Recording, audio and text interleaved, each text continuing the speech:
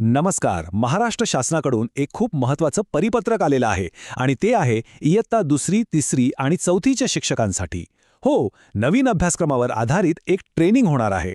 मग ही ट्रेनिंग अनिवार्य का आहे आणि ते कसं पार पाडणार आहे? चला या परिपत्रकातल्या प्रत्येक गोष्टीचा सोप्या भाषेत अर्थ समजून घेऊया. हे बघा, ही जी काही माहिती आपण पाहणार आहोत ना, ती थेट महाराष्ट्र शासन आणि SCERT म्हणजेच राज्य शैक्षणिक संशोधन व प्रशिक्षण परिषदेच्या अधिकृत परिपत्रकातून आलेली आहे. हा आदेश 9 एप्रिल 2026 रोजी जारी झालाय. त्यामुळे यातला प्रत्येक मुद्दा आपल्या सगळ्या शिक्षकांसाठी खूप महत्त्वाचा आहे आणि हो, बंधनकारक सुद्धा आहे.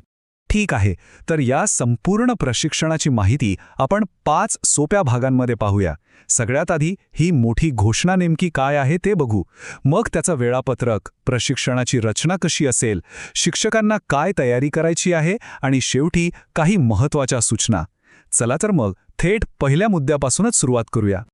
तर या परिपत्रकातली सगळ्यात मोठी आणि महत्त्वाची घोषणा ही आहे की नवीन अभ्यासक्रम येतोय आणि त्यामुळे इयत्ता दुसरी, तिसरी आणि चौथीला शिकवणाऱ्या सगळ्या शिक्षकांना हे प्रशिक्षण पूर्ण करणं आता अनिवार्य आहे. म्हणजे यात कोणतीही सूट मिळणार नाही. आणि हो, वेळेचं बंधन खूप महत्त्वाचं आहे. आपलं नवीन शैक्षणिक वर्ष कधी सुरू होतंय? 15 जून 2026. तर शासनाचे अगदी स्पष्ट निर्देश आहेत की त्या तारखेच्या आधीच प्रशिक्षणाच्या सगळ्या फेऱ्या पूर्ण व्हायलाच पाहिजेत. त्यामुळे हे वेळापत्रक आपल्याला अगदी काटेकोरपणे पाळावं लागणार आहे. बरं, मग हे प्रशिक्षण नक्की कधी आणि कसं होणार आहे? चला आता त्याचा वेळापत्रकावर एक नजर टाकूया. प्रशासनाच्या सोयीसाठी हे वेळापत्रक वेगवेगळ्या स्तरांवर आणि माध्यमानुसार विभागलं गेलं आहे. इथे बघा, वेळापत्रकानुसार राज्य स्तरावरचं ट्रेनिंग ऑफ ट्रेनर्स म्हणजे TOT हे 4 मेला सुरू होईल. त्यानंतर हे ज्ञान जिल्हा आणि तालुका स्तरावर पोचेल. मराठी आणि इतर माध्यमांसाठी जिल्हा स्तरावरचं प्रशिक्षण 11 मेपासून तर तालुका स्तरावरचं 18 मेपासून सुरू होईल आणि ते 30 मेपर्यंत पूर्ण होईल. आणि उर्दू माध्यमासाठी जिल्हा स्तरावरचं प्रशिक्षण थेट 11 मे ते 30 मे या काळात पूर्ण केलं जाईल.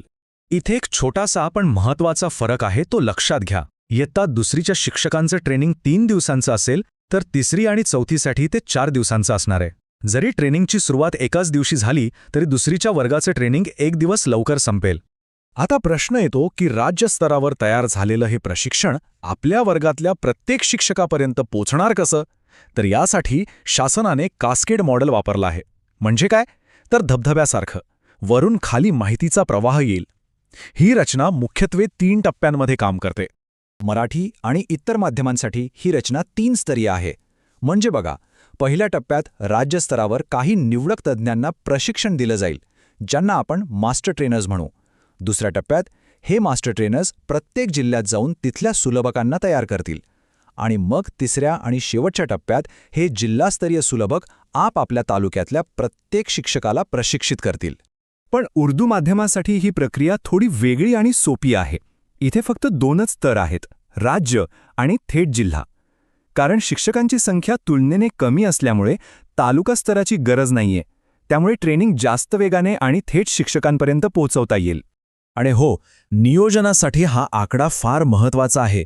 प्रत्येक ट्रेनिंग बॅचमध्ये फक्त 60 शिक्षक असतील. ही मर्यादा का ठेवली आहे?